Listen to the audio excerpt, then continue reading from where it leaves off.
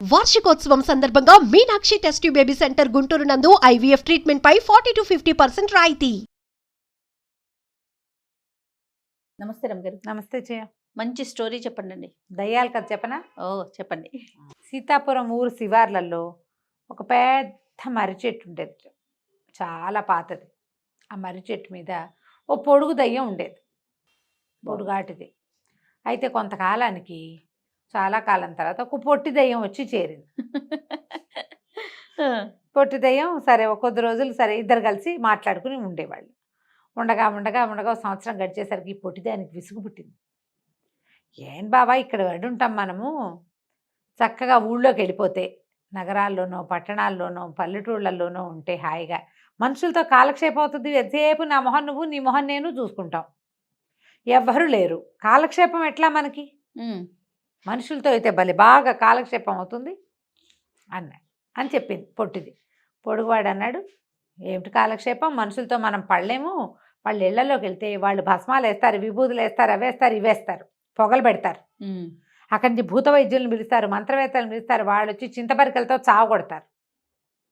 మనుషులతో పడలేం.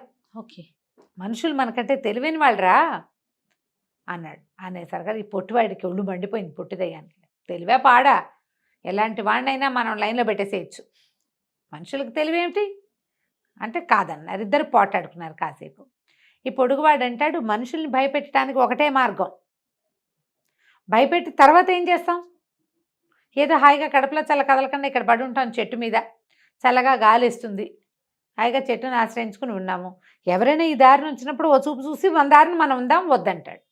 ఇళ్లల్లోకి వాట్లల్లోకి వెళ్ళటం ఇష్టం లేదు పొడుగువాడికి. ఈ పొట్టివాడికి వెళ్ళి మనుషులు లీలా విలాసాలన్నీ చూడాలని ఉంది.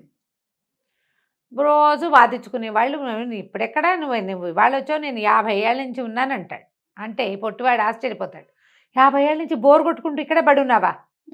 నేనైతే ఎన్నిసార్లు ఊళ్ళోకి వెళ్ళి వచ్చేవాడిను అనేసరికి, ఊళ్ళోకి వెళ్తే ఏముందిరా, వాళ్ళు ఎవరో ఒకళ్ళు పిలుస్తారు కదా అంటే వీడు ఒప్పుకోడు. ఇట్లాగే వాదించుకుంటూ ఉంటారు. ఒకరోజు ఏమైంది, ఒక కోమటి సీతయ్య గారు ఆ దారి వెంబడి వస్తున్నాడు. వీళ్ళిద్దరు ఎగురు గంతేశారు. పొట్టిదానికి మరీ సంతోషం మనుషులు కనపడితే. ఏమంది, వీళ్ళు మనకంటే తెలివైన వాళ్ళని నువ్వు అనుకుంటున్నావు, వాళ్ళంత తెలివైన వాళ్ళు ఏం కాదు, వాళ్ళతో మనం హాయిగా ఉండొచ్చని నేను అంటున్నాను, చూద్దాం వీడి తెలివి సంగతి ఏంటో చూద్దామని మాట్లాడుకున్నారు. మాట్లాడుకుంటే ఆ సీతయ్య ఇటు తిరిగి ఆ మర్రి చెట్టు కిందే చల్లగా ఉంది, చెప్టా ఏదో చేసింది పాతకాలపుది, పోయి గావం చపరుచుకుని అక్కడ కూర్చున్నాడు. ఓకే, చెట్టు కింద కూర్చునేసరికి ఈ 2 దయ్యాలు దిగితే ఇప్పుడు మన వేషాలతోటి మనం దిగామనుకో వీడు భయపడి పారిపోతాడు.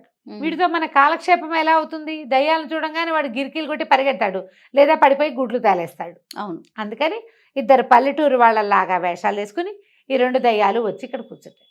మీదే ఊరంటే మీదే ఊరు అని చెప్పుకుని ఈ కోమట ఆయన చెప్పాడు, నా పేరు సీతయ్య, పక్క ఊళ్ళో ఏదో పనుండి వెళ్ళొచ్చాను అన్నాడు. అనేసరికల్లా ఇద్దరు కలిసి మాట్లాడుకున్నారు. వాళ్ళిద్దరూ వీడు ఏంటంటే ఎవరు తెలివైన వాళ్ళు, ఓ పందెం సరదాగా కాలక్షేపంగా పందెం వేసుకుంటే బాగుంటుంది, ఏదైనా పందెం వేసుకుందాం, ఎవరు తెలివైన వాళ్ళు తెలుస్తుంది అన్నారు. అనేసరికల్లా సీత అన్నాడు, పందాలకేముంది, బోల్డ్ పందాలకు నేను ఎప్పుడూ రెడీ అని అన్నాడు. అక్కడి నుంచి వీళ్ళిద్దరు ఏం చేశారు, ఓ పక్కకి తిరిగి వాళ్ళు మాట్లాడుకుంటుంటే డబ్బులు లెక్క పెట్టుకోవటం మొదలుపెట్టారు.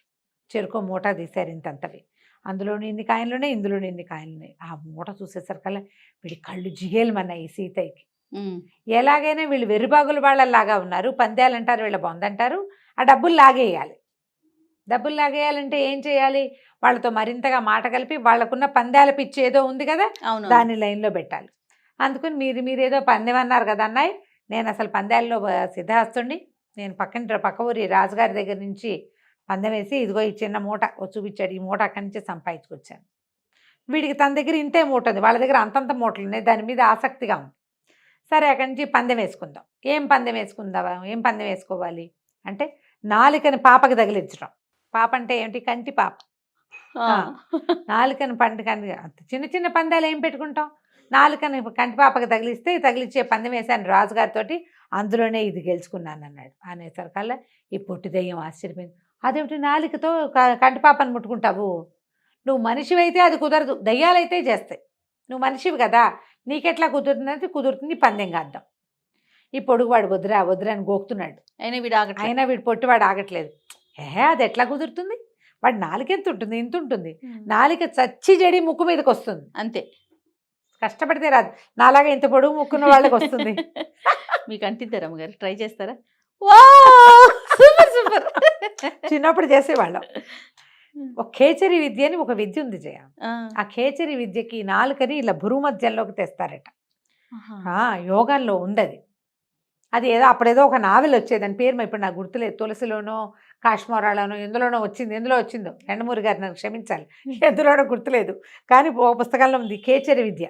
ఖేచరి ముద్ర, నాలుకని ఇక్కడ భూమధ్యంలోకి చేర్చడం. అసలు నాలుక ముక్కుకే అంటదని మేము స్కూల్లో ఉండగా వచ్చింది. అప్పుడు పందెం వేసుకుంటే నాకు తెలిసింది నా నాలుక నా ముక్కు అంటుతుందని. మీకు బాగా ప్రాక్టీస్ ఉంది, వెంటనే టకామనండి చేశారు. బాగా చేసేవాళ్ళం చిన్నప్పుడు. అయితే ఇప్పుడు ముక్కు దాకా చచ్చి చెడి వస్తుంది, ముక్కు కొసకి పైదాకా నాకు రాదు, ఎవడికి రాదు. అదే కదా, కంటి పాపకి ఎలా తగిలిస్తాడు వీడి బొంద, పిచ్చి బందె గడుతున్నాడు, వాడు ఓడిపోక తప్పదు. చూసావా మనుషుల కంటే మనమే తెలియదు, వెర్రిబాగులాడలా ఉన్నాడు వీడు, చూద్దాం అనేసరికి సరేనన్నాను. అనగానే మరి మూట పందెం అన్నాడు. అలాగే ఆ మూటను మధ్యలో పెట్టారు. మూటను మధ్యలో పెట్టాక వీడేం చేశాడంటే ఎడం కంటిని టకీమని ఇలా తీసి నాలుగు తగిలిచ్చి పళ్ళి పెట్టుకున్నాడు. వాడిది గాజు కన్ను.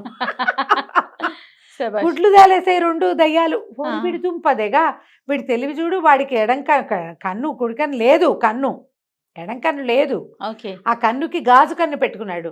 కంటికి పాపం తగిలి, ఈ నాలుగుకి పాపం తగిలించడం అంటే మనమేమనుకున్నావు ఇక్కడి నుంచి తీసి ఇక్కడ పెడతాడు అనుకుంటున్నావు. వాడు అలాగా దద్దీసి తగిలిచ్చే తగిలింది, అంతేగా నువ్వు చెప్పింది. మూట లాక్కున్నాడు.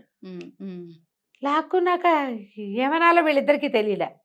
ఇంకో పందెం కడదాం, ఇంకో పందెం. మళ్ళీ కాస్త మాటలు నడిచినాయి. నా మాటలు నడిచాక వాడు అన్నాడు, దాందేముంది, నీ ఎడం కంటికి తగిలిచ్చి ఇప్పుడు ఓ కన్ను లేదు వాడికి తెలుసు, వీళ్ళకి తెలుసు కదా లెఫ్ట్ కన్ను లేదు. సరే నా కుడి కంటికి ముందు వరుస పళ్ళకి కుడి కంటిని తగిలిస్తానన్నాడు.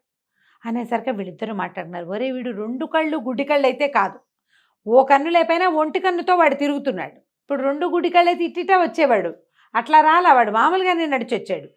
కాబట్టి ముందు పళ్ళ వరసకి ఈ కన్ను తగిలే అవకాశం లేదు, చూద్దాం ట్రై చేద్దామన్నారు. మళ్ళీ పందెం అనగానే పెట్టండి మూట అన్నాడు. ఓ మూట లాగేశాడు, రెండో మూట పెట్టించాడు. వీడిద్దరు ఇట్లా చూస్తున్నారు ఆసక్తిగా. వాడు పై పళ్ళ వరస తీసుకెళ్ళి కంటి మీద పెట్టాడు. తగిలిచ్చాను చూసుకోండి అన్నాడు. ఓరి వీడికాడు పొడక, వీడికి ఇన్ని తెలివితేటలు ఉన్నాయి. ఈ వెధవ ఒక కన్ను గుడ్డి కన్ను, ఓ ముందు పళ్ళు ఎత్తు పళ్ళతోటి, పెట్టుడు కళ్ళతోటి వీడికి ఇంత పని చేసేసాడు. చేసేసరికి వీడిద్దరు మొహమొహాలు చూసుకున్నారు. పొడుగువాడు అన్నాడు, ఏరా మనుషుల సంగతి చెప్పానా నీకు, వాళ్ళు పరమ తెలివైన వాళ్ళు, మనం వాళ్ళతో గెలవలేం. వీళ్ళని గెలిచేందుకు మన దగ్గర ఒకే ఒక మార్గం ఉంది. ఏమిటి మార్గం? ఏం గెలుస్తాం, నా బొంద రెండు మూటలు వాడు లాగేశాడు కదా, రెండు మూటలు మనం వాడు ధర్మంగా వెళ్ళాలి. పందెం అన్నాక పందెమే కదా, పందెం కట్టాం, వాడు మనం చెప్పిన పందెనికి ఓకే చేసేసాడు. పందెం డబ్బులు వాడి చేతికి ఇచ్చేసాం. ఇప్పుడు ఏం చేస్తామన్నాడు. ఎందుకు రెండు మూటలు లాగేస్తాను చూడన్నాడు పొడవాడు అని. పొడుగువాడు చెప్తున్నాడు. పొడుగు ఇద్దరు ఆలోచించుకున్నారు, కుదురుతుందా అని. పొడుగు అంటే నాది గ్యారంటీరా, నేను చెప్పినట్టు చెయ్యి అనగానే ఈ లోపల ఈ సీతయ్య ఈ రెండు మూటలు దక్కిన ఆనందంలో కాస్త అట్లా బాగన్నుగా కళ్ళు మూతలు పడుతున్నాయి. వాడికి ఎండ వెళ్ళేటప్పుడు చెట్ల కింద కూర్చుంటే చల్లగాలికి నిద్ర వస్తుంది. పొడుగువాడు అన్నాడు, ఒరే ఈ వేషం తీసి మన ఒరిజినల్ రూపం చూపిస్తే చూడు వీడేం చేస్తాడు. ఇద్దరు కలిసి ఒకేసారి దయ్యాల రూపం నరుస్తూ లేచి నిలబడ్డాయి. నిలబడగానే ఒక్క ఉదుటం లేచాడు. అసలు ఇద్దరిలో ఉన్నాడు కదా, మెలకుగా ఉంటే కొంచెం ఒక మాదిరిగా ఉండును. సడన్గా రెండు దయ్యాలు ఇట్లా నడిచి మీదకి వచ్చేసారు కల్లా. ఆ రెండు మూటలతో పాటు తన మూట కూడా అక్కడే వదిలేసి పరుగు ఒకటే దెబ్బ పారిపోయాడు. ఈ దయ్యాలు రెండు చెప్పుకున్నాయన్నమాట. 50 సంవత్సరాల నుంచి దాచిపెట్టాం, ఈ డబ్బులు వీడు కొట్టుకుపోయాడు అనుకున్నాం, పోన్లే వీడి తెచ్చిన మూట కూడా మనకు దొరికింది, ఇక మనుషుల జోలికి వెళ్ళకూడదు. ఇక్కడికి వచ్చినప్పుడు ఇలా కాసేపు వినోదం చేసుకుని తర్వాత వాళ్ళని భయపెట్టి వాళ్ళ డబ్బులు లాగేసుకోవడం, మనం లోపల పెట్టుకోవడం. ఆ 3 మూటలు తీసుకెళ్ళి మర్రి చెట్టు త్వరలో పెట్టి మళ్ళీ ఎక్కి చెట్టు మీద కూర్చున్నాయి హాయిగా కులాసగా కాలక్షేపం చేస్తాం. కలిసి మన ఇంటికి నేను కూడా ఉలికి పట్టానండి. రైట్, థ్యాంక్ యూ రమ్మ గారు. నమస్తే.